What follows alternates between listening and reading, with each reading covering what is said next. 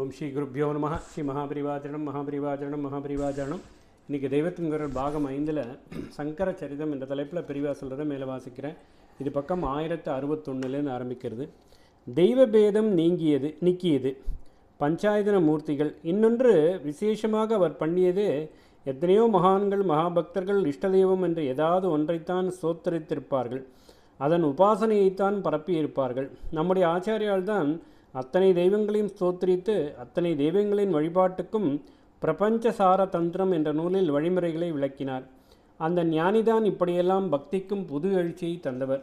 குறிப்பாக ஈஸ்வரன், விஷ்ணு, சூரியன், விக்னேஸ்வரர், சுப்பிரமணியர் என்ற 6 தெய்வங்களின் வழிபாட்டை பிரகாசப்படுத்தி நிலைநிறுத்தி ஷண்மத சாபனா, குறிப்பாக ஈஸ்வரன், அம்பாள், விஷ்ணு, சூரியன், விக்னேஸ்வரர், சுப்பிரமணியர் என்று 6 தெய்வங்களின் வழிபாட்டை பிரகாசப்படுத்தி நிலைநிறுத்தி ஷண்மத ஸ்தாபனாச்சாரியால் என்ற பெயர் பெற்றார். தம்முடைய வழியே முழுக்க அனுசரிப்பவர்களான ஸ்மார்த்தர்கள் என்பவர்கள் தெய்வபேதம் பாராட்ட சமரசன பாவனை பெற்றவர்களாக இருக்க வேண்டுமென்று நினைத்து ஈஸ்வரன், அம்பாள், விஷ்ணு, விக்னேஸ்வரர், சூரியன் ஆகிய 5 சுவாமிகளையுமே பஞ்சாயதனம் என்பதாக வைத்து அவர்கள் பூஜிக்க வேண்டுமென்று விதித்தார். மார்க்கண்டேய சம்ஹிதையிலேயே இவ்விஷயம் சொல்லப்பட்டிருக்கிறது. இந்த 5இல் எந்த ஒரு சுவாமி இஷ்ட தெய்வமோ அதை நடுவில் வைத்து மற்ற 4 மூலைகளில் வைக்க வேண்டும். எது மத்தியிருந்தால் எது எந்த மூலையில் என்பதற்கு விதி உண்டு. இப்படி எந்த சுவாமியையும் வைக்கலாமாயினும் தம்முடைய மடங்களில் சந்திரமௌலீஸ்வரன் என்ற ஈஸ்வரனை நடுவில் வைத்து பூஜை நடக்கச் செய்திருக்கிறார். அம்பாள் திரிபுரசுந்தரியை மூலையாக இல்லாமல் பக்கமாக சமப்பிராதானியம் கொடுத்து வைத்து இங்கே பூஜை. தெய்வபேதம் பார்க்காதவர் குறிப்பாக ஈஸ்வரனை ஏன் நடுவில் வைத்தார்? எனக்கு ஒன்று தோன்றுகிறது. இந்த 5 சுவாமிக்கும் கண், காது, மூக்கு வைத்து நாம் பிம்பம் அடிக்கணும் என்றில்லாமல் இயற்கையில் கிடைக்கும் 5 வகை கல்லுகளையே விசேஷ மூர்த்திகளாக சொல்லியிருக்கிறது. இவற்றில் விஷ்ணுமூர்த்தமான சாலக்கிராமம் நேபாளத்தில் கண்டகி நதியில் கிடைப்பது. அம்பாள் மூர்த்தமான ஸ்வர்ணரேகாச்சிலா, அதாவது தங்கரேக் ஓடும் கல், தெலுங்கு தேசத்தில் மைக்கா சுரங்கங்கள் இருக்கும் கூடூர் பகுதியில் ஸ்வர்ணமுகி ஆற்றங்கரையில் கிடைப்பது. பிள்ளையார் மூர்த்தமான சோனபத்ரம் என்ற சிவப்புக்கல் சோன் நதியில் கிடைப்பது. துங்கபத்ரா மாதிரி சோனுக்கு பேரே சோனபத்ராதான். அது பாட்னாவுக்கு 20 மைல் மேற்கே கங்கையில் கலக்கிறது. அதன் கரையில் உள்ள கோயில்கார் என்ற க்ஷேத்திரத்துக்கு போயிருந்தபோது நானே ஆற்றில் மூழ்கி நிறைய சோனபத்ரம் எடுத்திருக்கிறேன். சூரியமூர்த்தம்தான் ஸ்படிகம். தஞ்சாவூர் கலெக்டர் ஆஃபீஸ் உள்ள வல்லத்தில் யாருக்கும் வெட்டாமலே இயற்கையாக அமைந்துள்ள ஏரியில் இந்த ஸ்படிகம் கிடைக்கிறது. 5இல் பாக்கி எது என்றால் ஈஸ்வரமூர்த்தியான பானம் என்னும் இயற்கையான லிங்கம். அது எங்கே கிடைக்கிறது என்றால் நர்மதையில். அந்த நர்மதை தான் தேச மத்தியில் ஓடுகிறது. அதாவது லோகத்துக்கே ஹிருதயமாக உள்ள பாரத தேசத்தின் நடுமையத்தில் ஈஸ்வரன் தான் தாமே இயற்கையாக எழுந்தருளி இருக்கிறார்.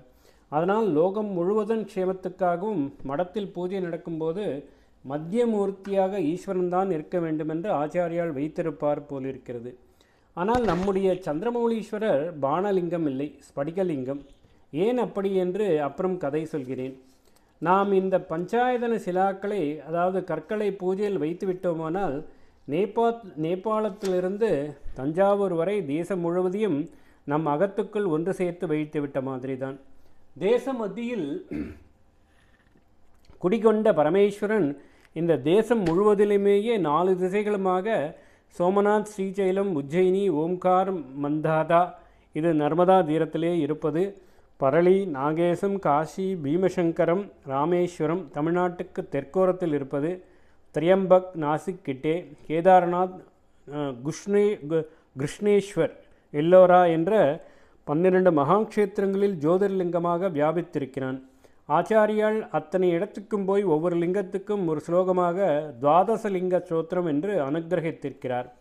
மொத்தத்தில் சகல ஜனங்களையும் பக்தியினால் அரண் குடிமக்களாக்கி ஆச்சாரியால் ஒன்று சேர்த்தார்.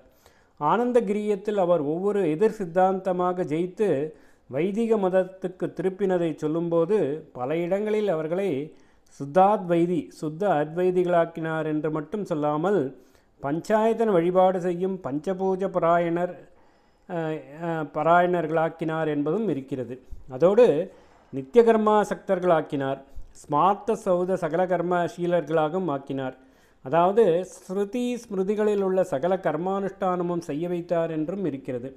இப்படி கர்மா பக்திகளின் மூலம் எல்லாரையும் ஞானத்துக்கு மெல்ல ஏற்றினார். ஸ்வதர்மப்படி கர்மா செய்வது ப்ளஸ் பூஜை செய்வது என்று 2 வைத்ததுமில்லாமல் மட்டுமில்லை, சுதர்ம கர்மாவையே பூஜையாக ஈஸ்வரார்ப்பணம் பண்ணு என்றும் சொல்லியிருக்கிறார். சோபான பஞ்சகத்தில் கர்ம ஸ்வஸ்னுஷ்டியேதாம் என்று சொல்லி உடனேயே தேன அந்த